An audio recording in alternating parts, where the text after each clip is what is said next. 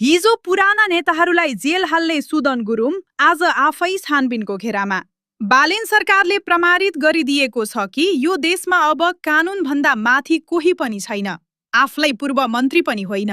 पूर्व गृहमन्त्री सुदन गुरुङमाथि उठेका गम्भीर सार्वजनिक सरोकारका विषयमा छानबिन गर्न सरकारले अच्युत प्रसाद भण्डारीको अध्यक्षतामा एउटा शक्तिशाली जाँचबुझ समिति गठन गरेको छ। समितिलाई समय कटाउने वा आलटाल गर्ने छुट छैन। 15 दिनभित्र सम्पूर्ण सत्य तथ्य अध्ययन गरेर सरकारलाई रिपोर्ट बुझाउन कडा अल्टिमेटम दिइएको छ। जेनजी आन्दोलनले सुदन गुरुङलाई पक्राउ गर्नुपर्ने माग राखेपछि सरकारले यो एक्सन दिएको हो।